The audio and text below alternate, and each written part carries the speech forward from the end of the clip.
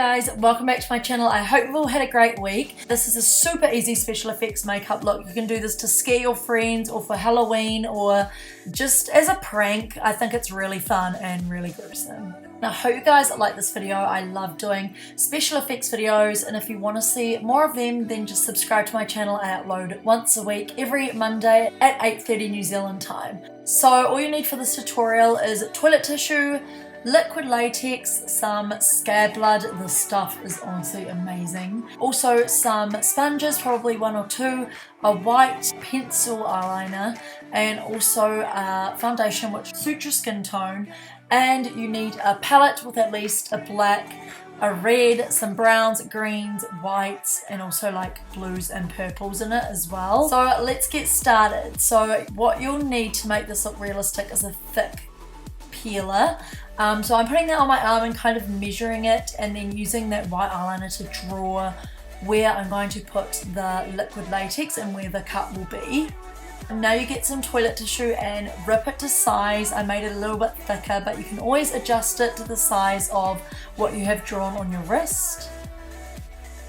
Then once you get it to the right size, you just want to measure it up just in case, and then you want to take some liquid latex, put it onto your sponge and put it on the area where you drew.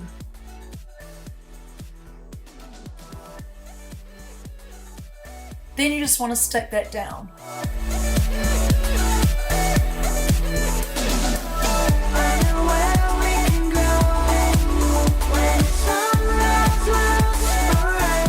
So you want to stick that toilet tissue down and rip it in half so it's a bit thinner, not so thick, and you want to cover it in liquid latex with that sponge. You want to make sure it is fully saturated and there's no gaps left, because if there is, it's going to be hard to work with. Come get lost with me. Come get lost with me.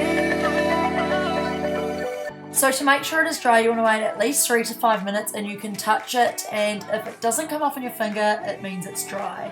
It feels almost like rubbery. So you want to put your foundation on this and cover it up. You might want to do 2 layers, but I always recommend that you get a foundation slightly darker than your skin tone, because you're putting it on top of white toilet tissue.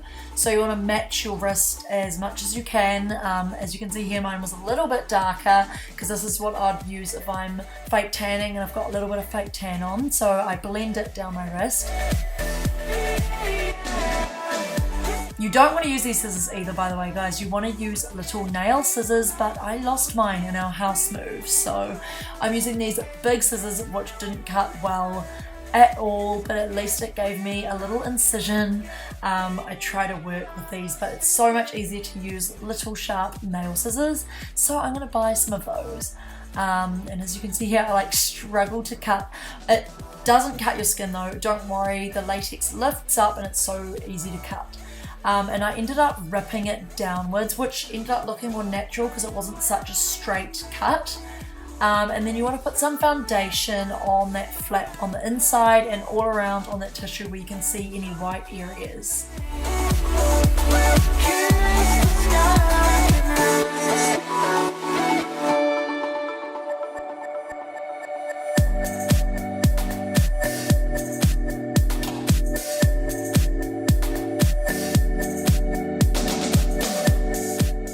Then you want to take some black and a little eyeshadow brush, and I fill in this whole area.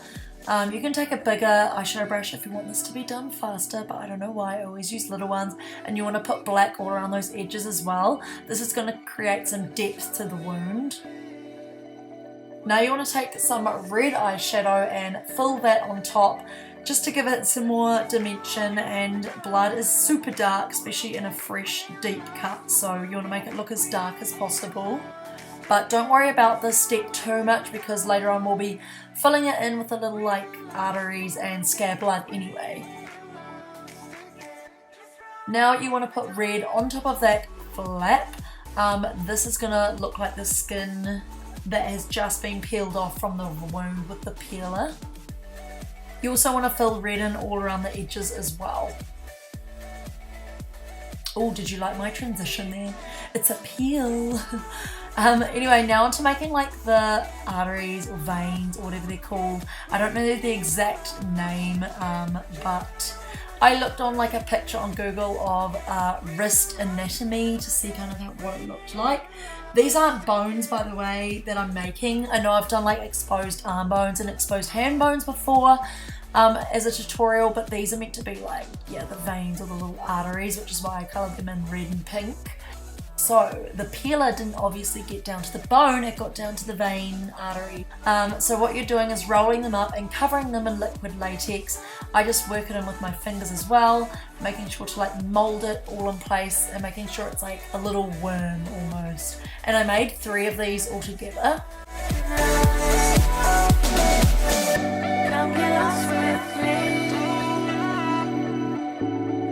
As you can see here, I'm looking at a picture of the wrist. I don't know what it's called.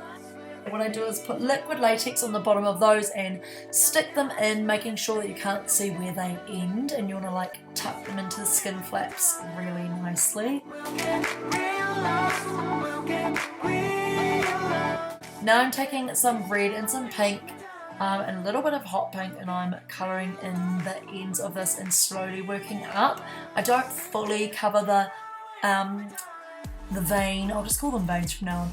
I don't cover the veins fully in pink because on that picture it was like white at the top and it was almost like an ombre look. And I'm adding a little bit of black to the ends so it looks as natural as possible. I'm just filling that all in.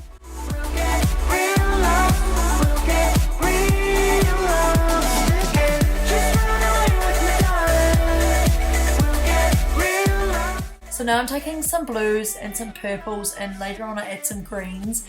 This is going to make the wound look like it's been done for a little while and the skin's starting to bruise up and look all nasty and gnarly. It doesn't look as realistic when you don't add this kind of stuff around. And what I do is I blend it in with that sponge. Those sponges are so handy, by the way. I got mine from Kmart and they're only a few dollars. So yeah, and I'm just adding a lot of finishing touches before I go on with the scare blood, which completes like the whole look.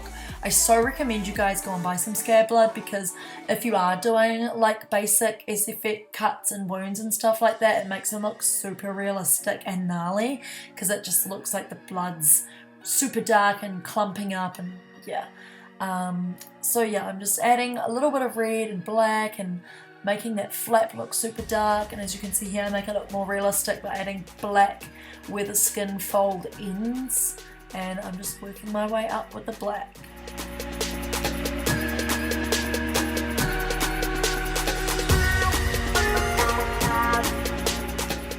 Now I'm taking some scare blood. Make sure you use an old brush, because this will completely ruin, I can't even say that word, ruin your brushes.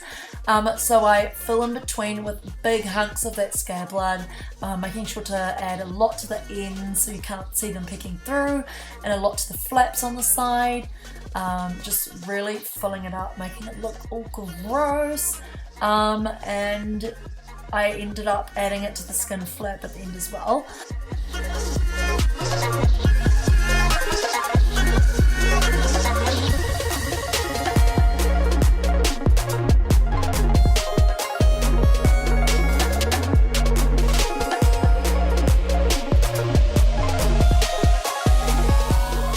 Then I added a little bit more purples and greens around the edges just to make it look a little bit more bruised and realistic.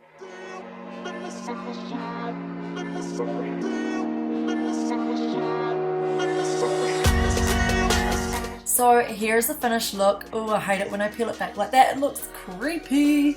But I really like the way this turned out. If you guys did like it, then don't forget to give it a big thumbs up, and don't forget to subscribe to my channel. It would mean the absolute world to me, and I will be uploading a lot of special effects and creative makeup looks leading up to Halloween, like probably for a whole month and a half or 2. So I'm super excited. Don't forget to comment down below and let me know what other looks you want to see, and give me lots of ideas. Share this video if you can, and if you recreate it, then definitely tag me on Instagram. I'd love to see your looks. And yeah, I'll see you guys in my next week's video. Bye.